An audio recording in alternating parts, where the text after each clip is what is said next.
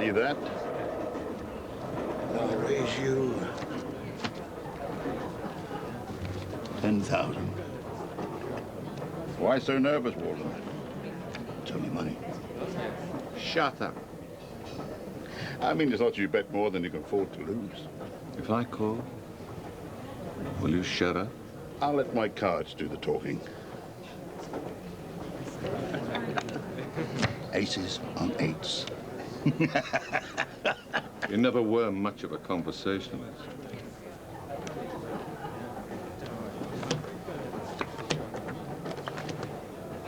Four sixes. I win the money and the gold. I think I've got that beat. Get back! Right. You'll never get away with this. We already have.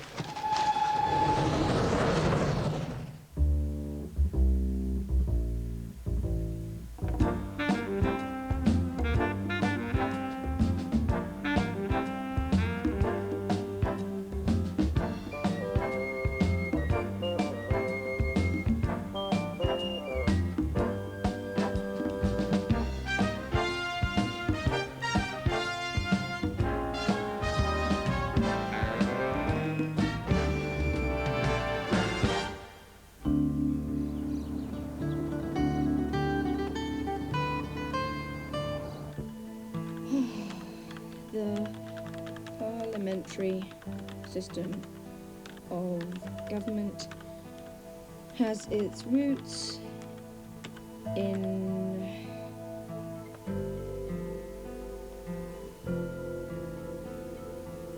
boring schoolboys to death. You have reached the worldwide headquarters of Grant, Logan and Company, consulting detectives. This is Gordon Dubelko's secretary of Skyline Pictures. He'd like to see you immediately about a very important matter. Yes. It's of the utmost urgency and requires discretion. Ripley, I'm glad I caught you before you got away. It's Jeremy. He desperately needs my help on a history essay. That's wonderful. Do you think Jeremy's mother can give you dinner? I know I'm not supposed to go out until I finish my homework. Wonderful. If Jeremy's mother can't cope with an extra mouth at the table, there's a pizza in the fridge for you and Gran if I'm late. Well, where are you going to be? The office. I've got a lot of work to do. I think I may be late, that's all.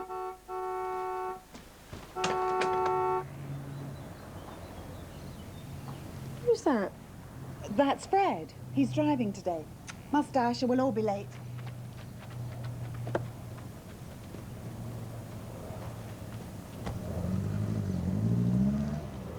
To be or not to be? That is the question. Whether 'tis nobler in the mind to suffer the slings and arrows of outrageous bargains, or to take arms against a sea of high prices, bad produce, and rude shopkeepers, and by opposing, refuse to pay them. We're declaring war on the big grocery store chains. At Williams Quick Shop, you can always count on the finest meat and produce at the lowest possible prices, and that's not all. Alas, for Yorick, I gave him double coupons. Cut. Okay, print that. That's all right. Oh, wait, perhaps we should try one more take. I'm not sure that I conveyed all of Hamlet's torture and rage over a big grocery store bill. No, you did. I could do it bigger if you like. No, it's perfect. I could inject more anguish. I do great anguish. Believe me, I felt the anguish. Thank you, you're marvellous. I thought you said you were playing Macbeth today. Well, you missed it. That's what's so wonderful about this work. I get to play all the great roles in one afternoon. Tomorrow and tomorrow and tomorrow. Creeps in this petty pace from day to day to the last syllable of recorded time. And all Williams Quick Shops are open for your convenience. Oh, well, if you're so satisfied, I won't give you this message from Skyline Pictures. Skyline Pictures? Yes, it's finally happened. Gordon Dubelko has called me. Oh, Rip, do you realize what this means? Yes, it means we have a case. No, it does not mean we have a case. It means I have an audition with the head of Skyline Movies. Gordon Dubelko called looking for a detective. And he's found exactly what he's looking for. The embodiment of the quintessential detective. He didn't ask for an embodiment. He wants the real thing. We'll start off slowly. A couple of features to cement my popularity with the mass audiences. That's when we'll start the merchandising. I'm not so sure. I'm sure enough for both of us. I mean, look at me, Rip. Have you ever seen a more definitive detective? Maybe I should come along just in case. This is an audition, kid. I do these solo. Excuse me. Oh, sorry. Just clip this microphone on. I'd like to hear your performance. Of course you would. And you'll hear the performance of a lifetime. And just to humor me, stick your prompter in your ear, just in case you want me to talk to you. Happy to humor you, Rip. Although I hardly think that you can give me any advice about acting.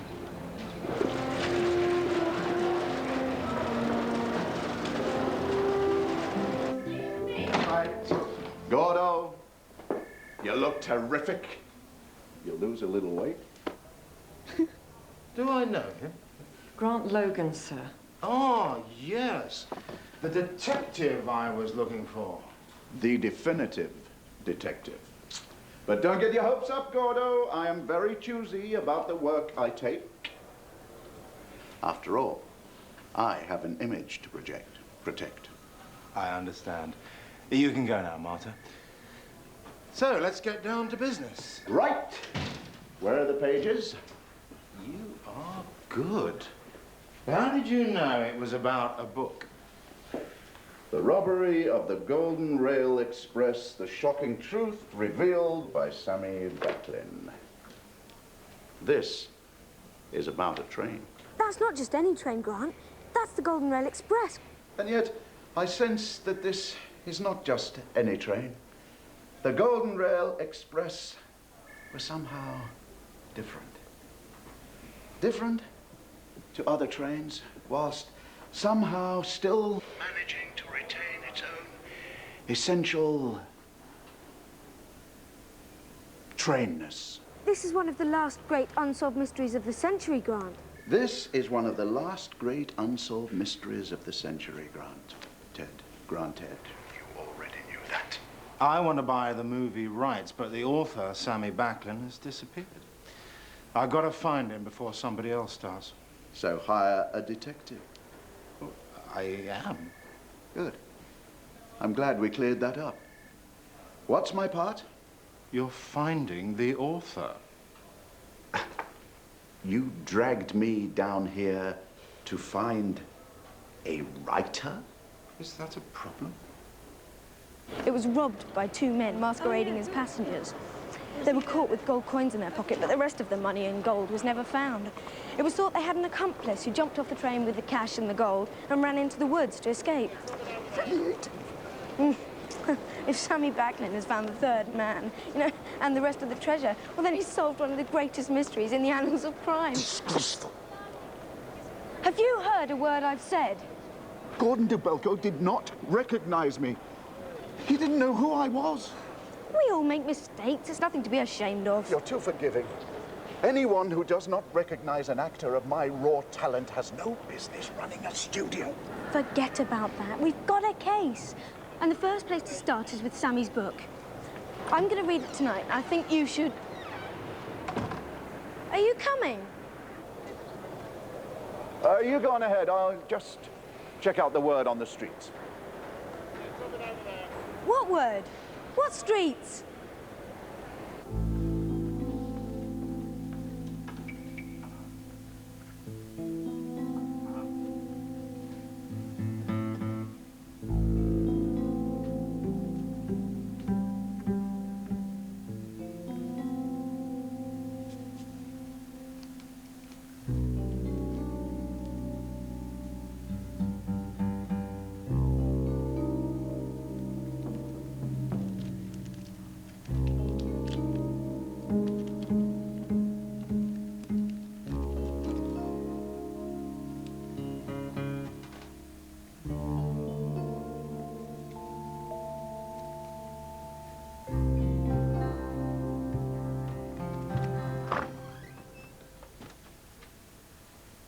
should take a break.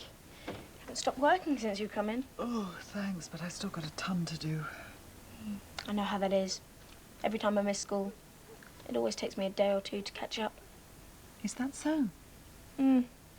Small price to pay for playing hooky, I suppose. Not that I ever miss school for anything but a legitimate reason. Are you trying to tell me something? Nothing. It's just, I wish I could have come with you to the movies today. What makes you think I went to the cinema? Well, I couldn't help noticing the little flecks of popcorn on your coat, right below the brown hair. Hair? The slightly brittle man's hair. Fred's, I expect. Must have leant over for some reason. So I looked in your pocket and found the cinema ticket. You picked a hair off my coat and searched my pockets. It was the only way I could find out... You have no right to go through my things. Well, it seems strange you getting a lift to the office when... I don't want to hear any explanations. Go to your room. We'll talk about this in the morning.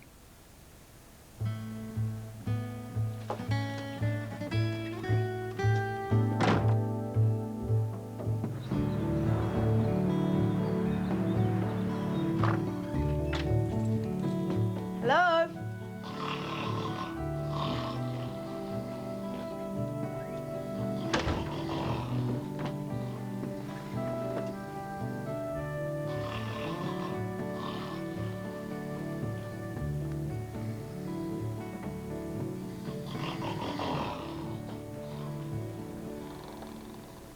The two Neanderthals in loud Hawaiian shirts kicked open my door and stood in front of me. "We want answers," Rocco said. "I don't have any," I snarled. "But if you boys are real nice, I'll show you how to rub two sticks together and make fire." I smiled thinly. Rocco responded with a left hook, followed by a right. "Anything you want to tell us now?" Rocco asked. I wiped the blood off my chin and looked at them with grim determination. "Listen, you stupid gonzels. No pets allowed in the building. You and your monkey will have to go." Rocco threw me across the desk. Oh, that felt good. I like to start the day with a little calisthenics. What are you doing here? I read Backlin's book. He actually identifies the third man in the Goldenrail robbery. It was the train's engineer, Martin McBain. Alert the media. I'm going to bed. I'm exhausted after all that exercise. Backlin knows how it was done. The robbers brought the loot to McBain in the engine car and then returned to their seats. McBain threw the loot off the train where the thick brush would hide it, and then later he went back and buried it. Don't you have a home? This is important. The company kept the train running for a few more years, and McBain stayed on as engineer. Backlin says McBain waited until the heat died down, faked his own death, and disappeared with the money. Is that so? Backlin already found him on a tropical island somewhere, and he got him to talk on the one condition that Backlin never reveal his whereabouts. Maybe Backlin's still there. Look into it. Give me a call. Don't you understand? Backlin says he knows where the money is. Now, people are going to be after him, if they aren't already. Good. With that many people ahead of us, one of them's bound to find him while I'm in bed. Fine. Go back to bed. Dream about how grateful Gordon Dubelko could have been if you had found Sammy Backlin first. About the movie roles he might have given you. What are we waiting for? A writer is missing and vital moments are ticking away.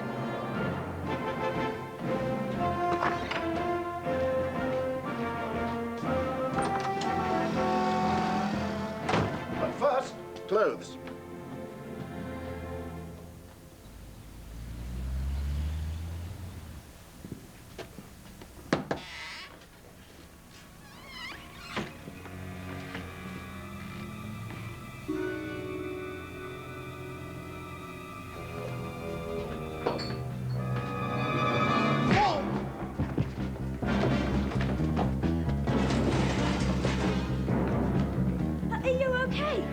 Peachy.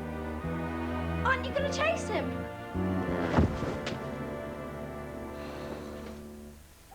My nose. My glorious nose. Look at it. Looks like a cantaloupe. It's only a little swollen. You'll live. I may live, but I won't be able to perform. What you don't understand is that an actor's face is his fortune.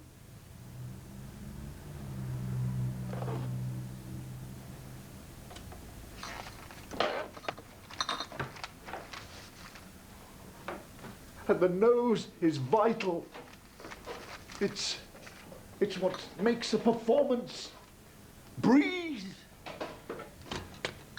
Oh, well, the swelling should go down in a few days. Yes, but my audition's tomorrow. Whoops. Don't say whoops. I already know you're auditioning for Nick Stryker, Private Eye, while we're in the middle of a case. It's more than an audition, Rip. I'm getting that part. It's got my name on it. Nick Stryker was... Yes, I know. I've read all the books. He was a tough Brooklyn private eye who moved to Honolulu in the 40s. See? It's perfect for me. Can you even imagine any other actor playing the role? Will you be doing it with a limp and the lisp? A limp and a lisp? No, I suppose not. Well, we know where to find Sammy Backlin. What do you mean? Sammy Backlin wasn't abducted. No, I mean about Nick Stryker. His suitcases are gone. He has lures, but no fishing tackle. I think he's gone fishing. Rip? Judging by the type of the lure, he fishes for the large-mouthed black bass, which should narrow our search. Tell me about the limp and the lisp. In the last few books of the series, after Nick Stryker was shot, he developed a limp and a lisp. But they probably won't use it for television. Come on, we've got tons of work to do. I'll say. I'd better prepare that lisp. Just in case. The leggy mall melted across my couch like a Barbie doll in a frying pan. I leered at her.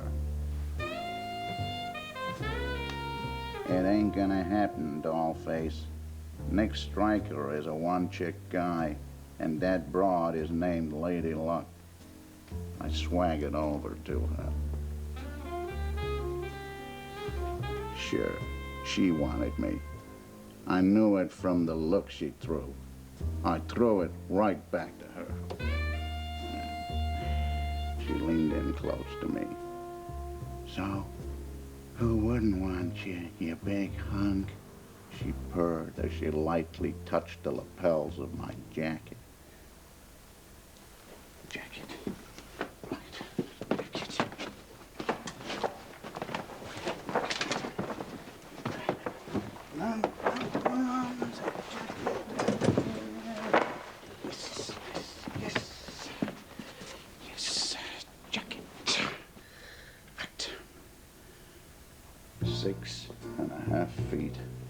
Rippling muscle.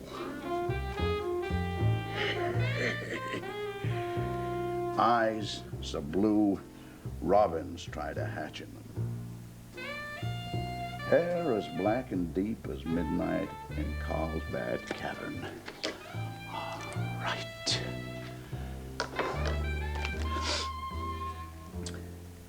Find a skirt who wouldn't want to lose herself in these tree trunks you call arms. She ran her hands over my face, and my hat fell to the floor. Hat.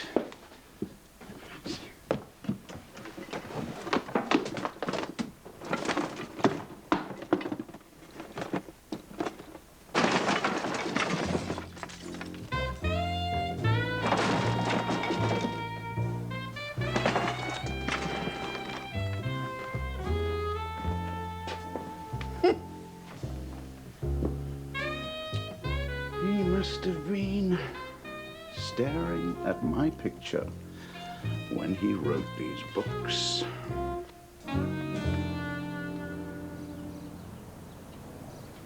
The largemouth black bass prefers cold, shallow water with a temperature of about... The parliamentary system of the government has its roots in... Ripley, We need to talk. Can we do it later, Mum? It's just this essay has to be handed in on Monday and... And we both know you could knock it out in half an hour if you weren't using it to avoid talking to me. There is no excuse for what you did. You were way out of line. Sorry. But I am prepared to take some responsibility for it. You are? I didn't want to introduce you to Fred until I knew him better. And I didn't want him to think we were getting too serious before I was ready. I guess I was wrong. But I honestly wasn't trying to sneak around behind your back. It's okay, Mum. I don't have to meet him. No. I want to make it up to you. So I've arranged for us all to go on a picnic tomorrow. A picnic? Do we have to? You seemed very curious about Fred. I thought you'd like to meet him. Yeah. It's just... tomorrow's so soon. You know, I think you're right. I don't think we should rush into things. No. Now that you know about Fred, I want you to meet him. And I don't want you to think that I'm trying to hide things from you. I don't. I just don't think this picnic's necessary. Yes, it is. It'll be good for both of us. Oh, great.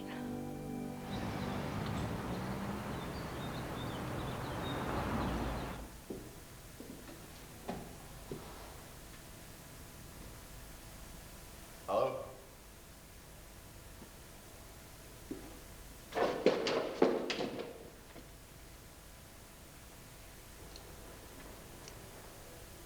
Anybody here?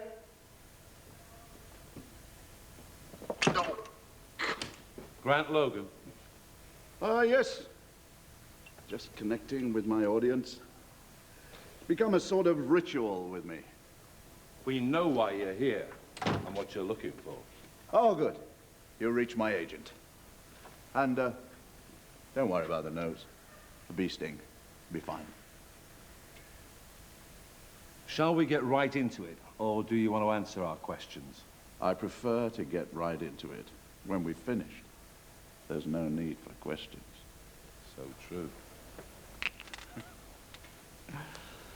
Actually, I quite like to sort of improvise a bit first. Suits us. Now, you tell us what you know. If I don't like what I hear, then we have to act. We want answers. Oh, yes. Oh, God. Great. That's great. We want answers. Yeah. Wait.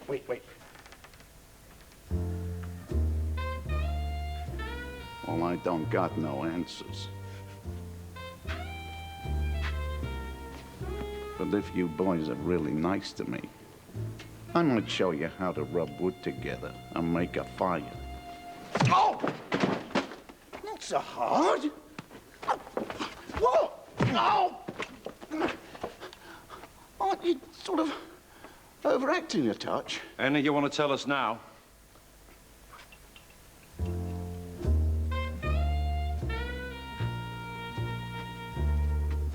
Listen, you stupid gunsels. The management said no pets in the building, so you and your monkey had better go. Oh, wait.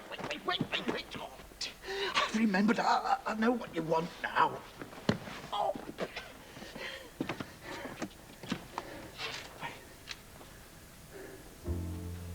Listen, you stupid gunsels. The management said no pets in the building. Oh. Do you want more? Are you going to tell us where we can find Backlin and the gold? You mean you're not the casting director? You're not the casting director? No, that's Ken. I ask the questions. He puts the people in casts. Now, one more time. Where's Sammy Backlin? So how many actors do we have coming in, Rhonda? About a dozen today, Mr. Sawyer. The rest are coming in tomorrow. Forget the others. I'm your man, Grant Logan, star of stage and screen. What's wrong with your face? Nothing. Then why are you covering it? I want it to be a surprise tomorrow when I audition. Until then, adieu.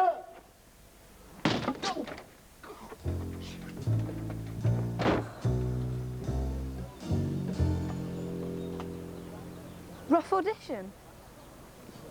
Oh, I've had worse. Well, tell me about it in the car. We have to get to Westerly before lunch. Why? What's in Westerly? Sammy Backlin. The largemouth black bass thrive in cold, shallow water. And the only lake in the country with the right temperature at this time of year is just outside of Westerly. And what's lunch got to do with it? I'm hungry, and I'm hoping Sammy will be too.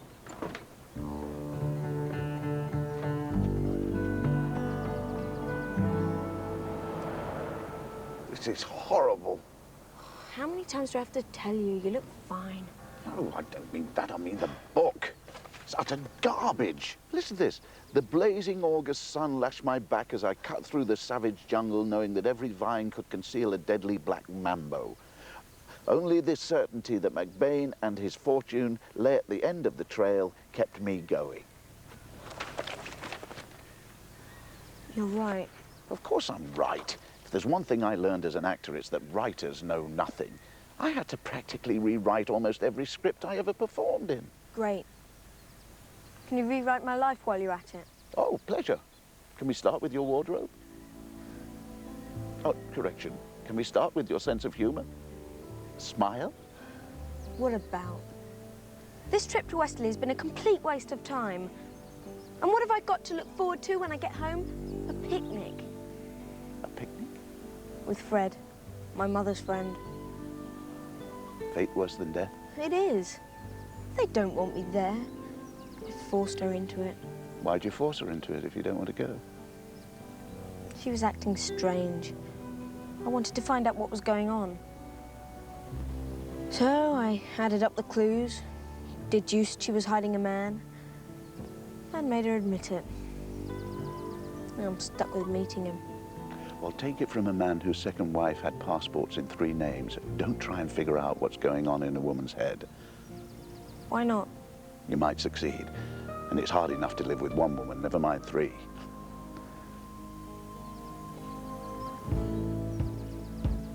It's him!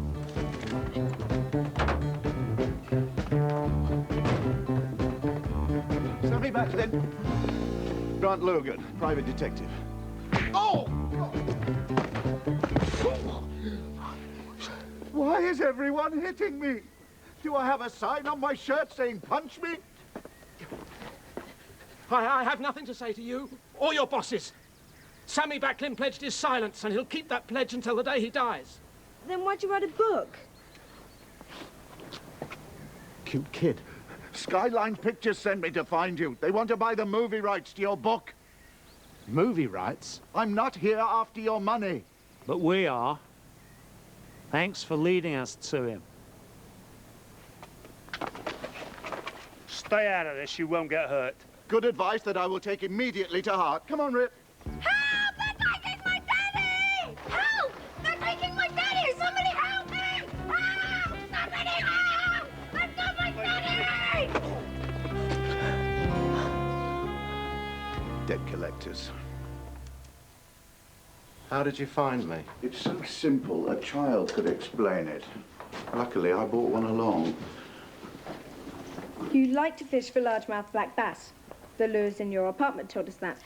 And a look at your refrigerator showed that you live on spicy takeout food, which, by the way, accounts for your constant indigestion. Who is this kid? My apprentice, Derby Winthrop. I let him tag along on the easier cases. The largemouth black bass bite only when it's cool, in the early mornings and late evenings. So that's when you'd be fishing. There's only one restaurant that serves spicy food in Westerly, and that's open for lunch. So all we had to do was wait. Leave those 2 goons to me. Clark Loomis and Desmond Grew, the 2 men who went to prison for the Goldenrail Express robbery. How did you recognize them? I'm not blind, you know.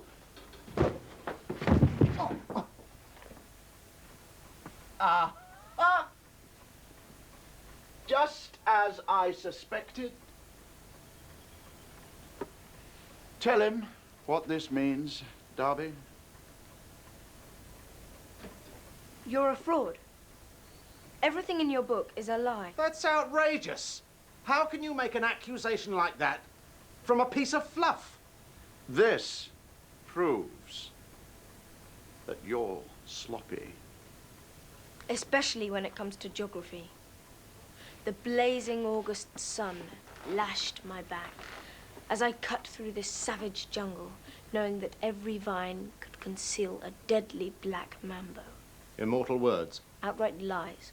Black mambos only live in the southern hemisphere, where it is winter in August. It was a warm winter. You're nothing but a despicable fraud, beneath contempt. There's nothing that sickens me more. Martin McBain really is dead, though, isn't he? Yes. It took me 6 years to figure out that the third man had to be the engineer. And when I finally find him, he's dead. All those years wasted, and no closer to solving the mystery. But you went ahead and wrote the book anyway, making it up as you went along. Now my life's a living hell, pursued by robbers, muggers, and who knows who else. They all think that I can lead them to McBain and the stolen loot. How terrible for you. Hope it all works out. Bye. We can't leave now. Why not? We found the guy. He hit me. Case closed. We still don't know where the money and gold is hidden. We also don't know who built Stonehenge, why the Mona Lisa is smiling, or what you call the little plastic things on the end of shoelaces. We can solve this. I have a life, you know, and so do you. I have an audition tomorrow, and you have a picnic. Or have you forgotten? I'm trying. You can't run away from your problems, Rip. Just ask Sammy Backlin. Come on. Speed of train. Ripley! Strength of canvas. Ripley! Therefore, the total weight of the loot thrown from the train could be no more than... Gotcha. And what's got you? You were supposed to be ready at 10 o'clock. You haven't even got your shoes on. Look, I feel really terrible about this, Mum, but I'm still not done with my essay, and it has to be handed in tomorrow, so I think you're going to have to go without me. Would that be the essay on the parliamentary system? Yeah, it's a really tough assignment. And what is this? The Parliamentary System of Government by Ripley Hilliard. My notes? He's really not that bad, you know. I'm sure you'll like him. Well, I thought if you can't get the Hilliards to the picnic, why not bring the picnic to the Hilliards, eh? I'm sorry, Fred. This is Ripley. Ripley, Fred. Pleased to meet you. Hi. Ripley was just about to put his shoes on.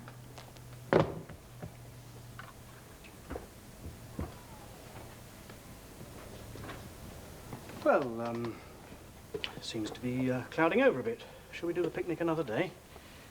You sure? Hey!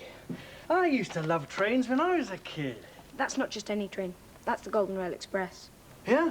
Mine was a St. Petersburg special. Had this incredible layout, you know, little farms, little stations, whole towns. But the bit I loved the best was the engine. It was so authentic, used to shoot real smoke out of the chimney.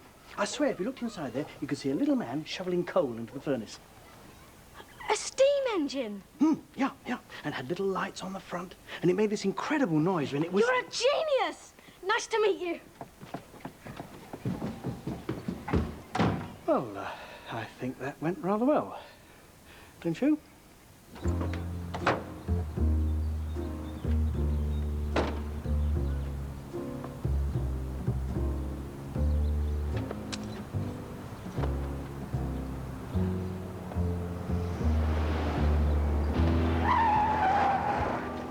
Not again. Not my face. Anywhere but my face. Oh, my groin. Not my groin. Oh, my knees. And my ribs because of breathing and things.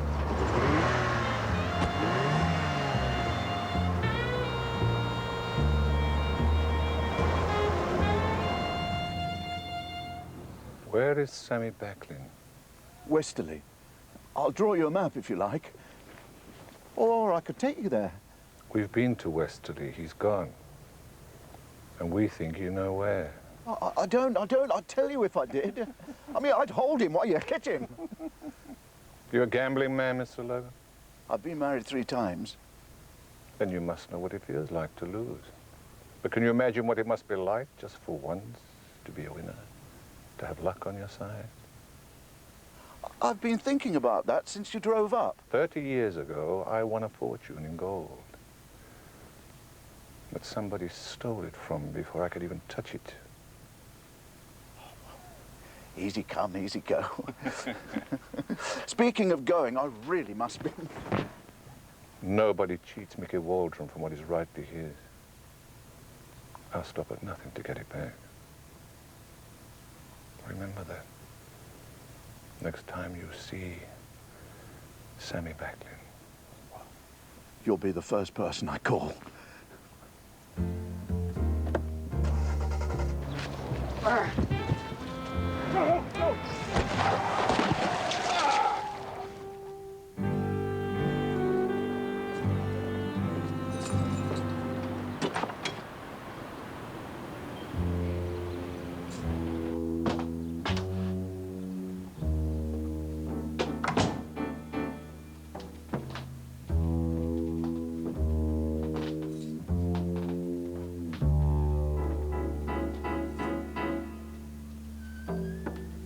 Rip?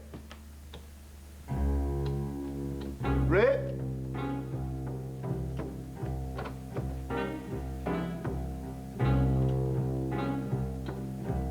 Show yourself, and I'll go easy on you. Otherwise... Ah!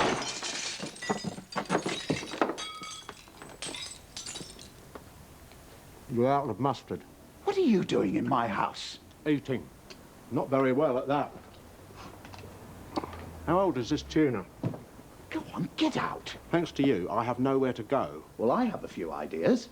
I had a perfect hiding place until you led those thugs straight to me, so now I'm your problem. Have you got any beer to wash this down with? I could tell Waldron where you are. I could tell Waldron you stole the money from me. I could... Recover this money and end this thing once and for all. You could. I could. I mean, I could. Couldn't I?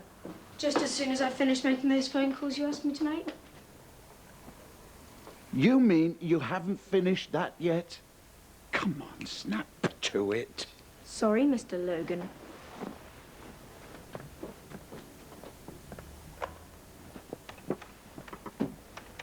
Who's he calling?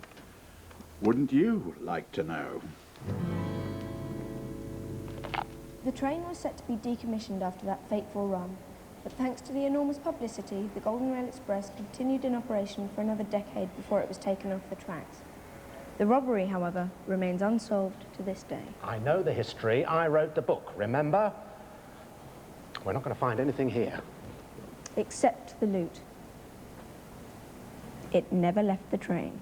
That's impossible. At the Goldenrail speed, a canvas bag loaded with gold would have exploded as it hit the ground and scattered loot over hundreds of square meters.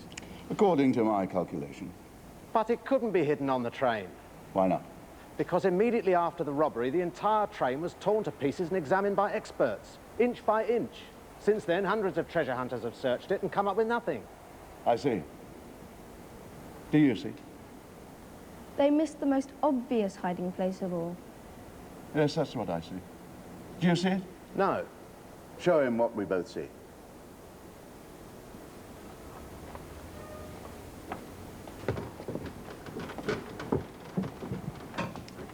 It's in here. This? This is your brilliant hiding place? The train was charging down the track during the robbery. That furnace was an inferno. The loot would have burned. Yes, it would. So why would he throw it in there? Well, that's simple. He wanted it to burn. He wanted it to burn. What kind of lunatic would do a thing like that? A brilliant one. It was a rhetorical question.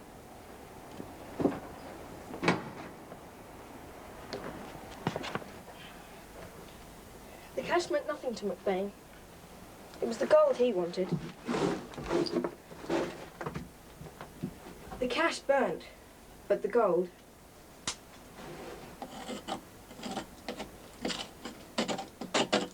melted.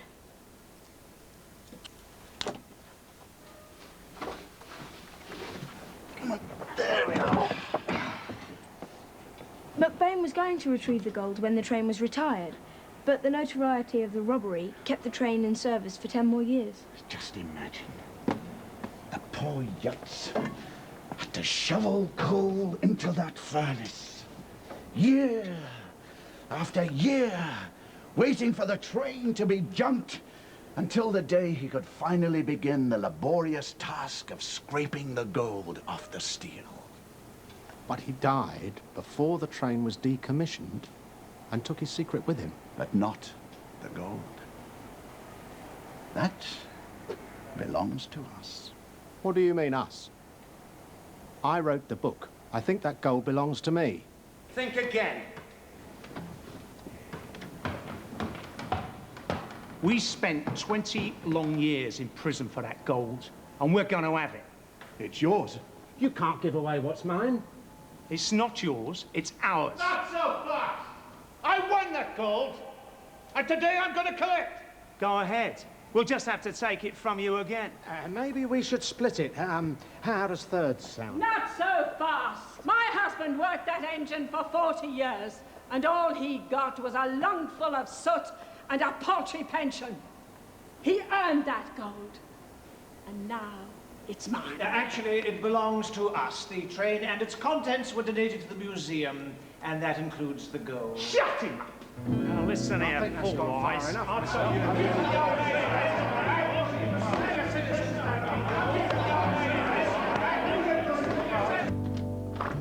So you called them, did you? And a few others. I think on our way out, I saw the insurance company guy about to pop up from behind the vintage luggage display. But why? That gold could be ours now. We were being followed from the start. One way or another, we would not have left there with the gold. At least this way, you don't end up getting socked again. Good point.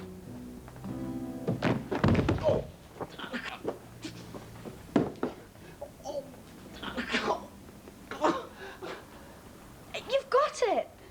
What? That's it! That's Nick Stryker's limb! Really? You think so? Now all you've got to work on is the voice. The lift? Yes. Now that I've sent you crooks to the big house, I can concentrate on my audition. Yeah, let's go.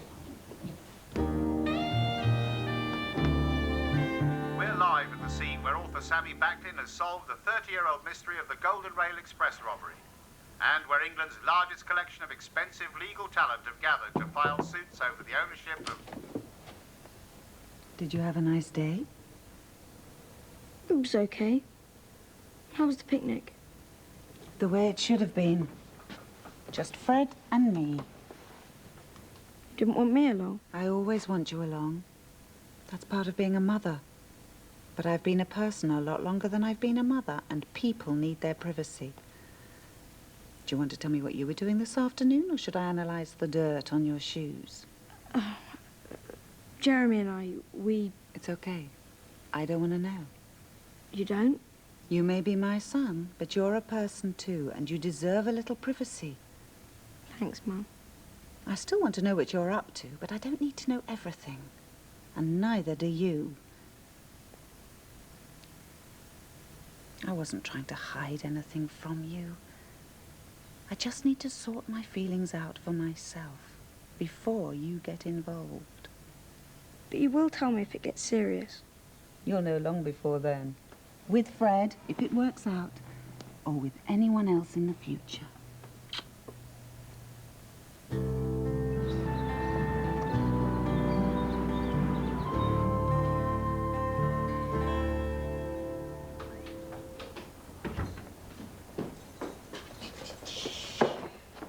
Life is good.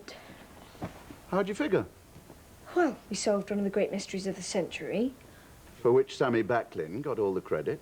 And Mum is spending all of her time with Fred, so I have no one looking over my shoulder. Which gives you more opportunity to harass me. And I got excellent marks for my report on the parliamentary system. Oh, yes.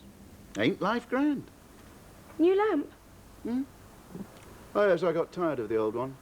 This gives off a better reading light. I see you're still reading the Nick Stryker novels. I heard they cast that part. Well, you know, I was never really all that interested. Seem to be enjoying the books, though. No, I was just looking for the limp and the lisp. And you know what? I can't find them. Really? No. However, I did find the one where the detective decapitates his young assistant. Oh,